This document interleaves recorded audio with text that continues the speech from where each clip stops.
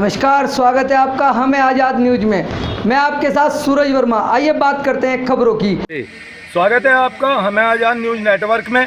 हम पहुंचे हैं रोशनाबाद कचहरी में, जहां पर अधिवक्ताओं द्वारा अपनी मांगों को लेकर के धरना आमरण अनशन चल रहा है। मैं यहाँ पे जो धरना प्रदर्शन चल रहा है, आइए मिलते हैं, जानेंगे आज़ाद न्यूज नेटवर्क के साथ क्या है मांगे और क्या हरिद्वार के अधिवक्ताओं का है कहना। वकीलों के अधिकारों के लिए या मांग के लिए जो भी आपकी मांग है उसके लिए आप बैठे हैं आमरण अनशन पर।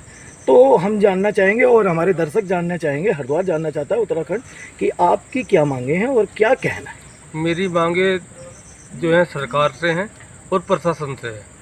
वकीलों को देखते ही प्रशासन सोचता है कि किसी की साथ में वकील क्यों आ गया, उसको वहाँ से अवॉइड किया जाता है, उस पर ध्यान नहीं जाता। जब वकील के साथ ऐसा हो रहा है तो पब्लिक की आम को सबको पता है कि उसके साथ क्या हो रहा है। यदि कोई प्रशासन को शक हो तो 50 आदमी में या 100 आदमी में बैठ के मेरे से बात कर सकता है। मैं विद सबूत के साथ प्रशासन से बहस करने को तैयार हूँ। मुख्य मांगे क्या हैं आपकी? मुख्य मांगे वकील के लिए ये है कि लॉकडाउन चला, सभी वकील जो है ऐसे नहीं है कि संपन्न है, उसमें 70% की हालत ये है कि उनका कोई इसके अलावा कोई रोजगार नहीं है, कोई आय का साधन नहीं है और उनकी कंडीशन बहुत ख़राब थी जो मेरे से नहीं देखी गई और मैं विवश होकर इस कदम को उठाया। और जब यहाँ पे ऐसी है नहीं, इंडिया में वकीलों की हालत 70% की ख़राब है। कोई संदेश देना चाहेंगे? संदेश ये कि वकीलों का अगर जब ध्यान नहीं देगी तो हर वकील के पास सैकड़ों आदमी उससे ऐसे जुड़े हुए हैं जैसे वे उसके परिवार के हैं, और अब की बार बता देंगे वकील लोग सभी। तो सब वकीलों को बताना भी चाहिए कि हमारे बिना हम जो चाहेंगे वैसा कर भी सकते हैं, जो हम अब के इलेक्शन में शायद बता दें। आप आमरण अनशन पर बैठे हैं, कोई मेडिकल टीम सीएमओ के यहाँ से? ये मेडिकल टीम भी आ रही है, LIU भी आ रही है, IB भी आई है। धन्यवाद। इनके सहयोगी जो साथ में आमरण अनशन पर उपस्थित अधिवक्ता है विद्वान, जानेंगे उनसे। अरविंद श्रीवास्तव जी से भी पूछेंगे कि क्या कहना है उनका और क्या विचार है। जी भाई साहब, क्या कहना है इस विषय में? इसमें देखिए, मेरा कहना इतना है कि पूरे देश में जो लॉकडाउन स्टार्ट हुआ है 25 तारीख से स्टार्ट हुआ, 25 मार्च से स्टार्ट हुआ, लेकिन जो न्यायालय का कार्य बंद हुआ है वो 17 मार्च से बंद हुआ है। और आज देखेंगे, आज की स्थिति देखेंगे कि पूरे देश में लगभग सारे व्यवसाय, सारे प्रतिष्ठान लगभग खुलते जा रहे हैं, लेकिन न्यायालय आज भी पूर्ण रूप से बंद है। पूर्ण रूप से बंद कहें तो आप देखेंगे दोनों गेट पे ताले लगे हुए हैं। अधिवक्ताओं एवं वादकारियों को प्रवेश पूरी तरह से वर्जित है और इन्होंने न्यूज़ इस तरह से फैला दी है समाज में कि न्यायालय खुल चुके हैं, कार्य आरंभ हो चुके हैं। अब इसमें स्थिति और विकट तब हो गई जब इन्होंने समाचार प्रकाशित करा दिया कि न्यायालय खुल चुके हैं।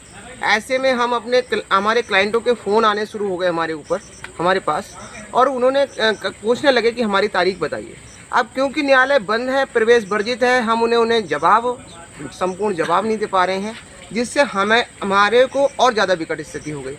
20 लाख करोड़ केंद्र सरकार ने 20 लाख करोड़ का पैकेज अलग अलग व्यवसायियों को दिया।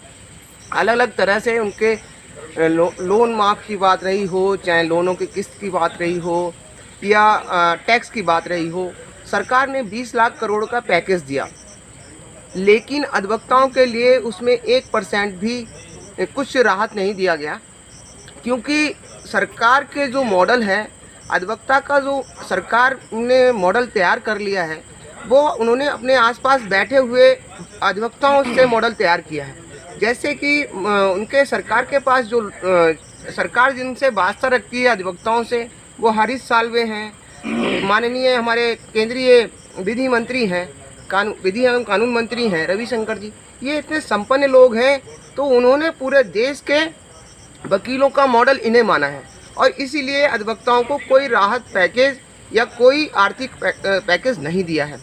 पूरे देश में 20 लाख अधिवक्ता हैं, लगभग 20 लाख अधिवक्ता हैं पूरे देश में, और उनके साथ सैकड़ों हजार पर अधिवक्ता के साथ सैकड़ों हजारों की तादाद में उसके क्लाइंट वकील होते भी कोई पहल नहीं कर रही है सरकार कि हमारे अधिवक्ता साथी जो 5 दिन से अनशन पर बैठे हैं उसमें कोई पहल करे जिससे उनका अनशन समाप्त हो सके।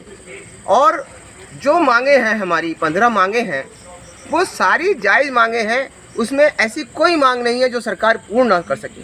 उसमें एक 5 लाख का लोन की बात है जो बिना ब्याज के दिया जाए अधिवक्ता को, क्योंकि इस टाइम सारे अधिवक्ता परेशान हैं। बिना ब्याज के लोन मांग रहे हैं, हम लोग 5 लाख रुपए नहीं मांग रहे हैं, लोन मांग रहे हैं जिसे हम रिटर्न करेंगे बिना ब्याज के, ऐसा मांग रहे हैं। हम कह रहे हैं कि प्रत्येक व्यक्ति का 20 लाख का बीमा होना चाहिए। कहाँ गलत है? बीमा होना चाहिए क्योंकि उसको आर्थिक असुरक्षा की भावना है। यदि अधिवक्ता का कोई मृत्यु हो जाती है तो उसका पूरा परिवार लावारिस हो जाता है, उसको देखने वाला कोई नहीं होता। 20 लाख का इंश्योरेंस हम इसलिए मांग रहे हैं। हम मांग रहे हैं कि सरकार हमें सम्मान दे, थानों में हमारे लिए बैठने की व्यवस्था करे। हम मांग रहे हैं कि जो एसडीएम कोर्ट में प्रार्थना पत्र दिए जाते हैं, जो एसडीएम कोर्ट में प्रार्थना पत्र दिए जाते हैं, उसकी समय सीमा निश्चित हो, उसके अन्वेषण की समय सीमा निश्चित होनी चाहिए। हम कहते हैं कोई प्रार्थना पत्र यदि पुलिस को दिया जाता है तो उसकी जांच की समय सीमा निश्चित होनी चाहिए। ये ऐसी कोई मांग नहीं है, जो इसके अलावा भी और मांगे हैं, लेकिन ऐसी उसमें कोई मांग नहीं है जो सरकार पूरी ना कर सकती हो। इसके बावजूद भी सरकार द्वारा पहल नहीं की गई है। ये बहुत ही दुख का विषय है। ऐसी सरकार जो जीरो टॉलरेंस में काम करती है, वो सरकार एक अधिवक्ता साथी के अनशन पर ध्यान नहीं दे रही है।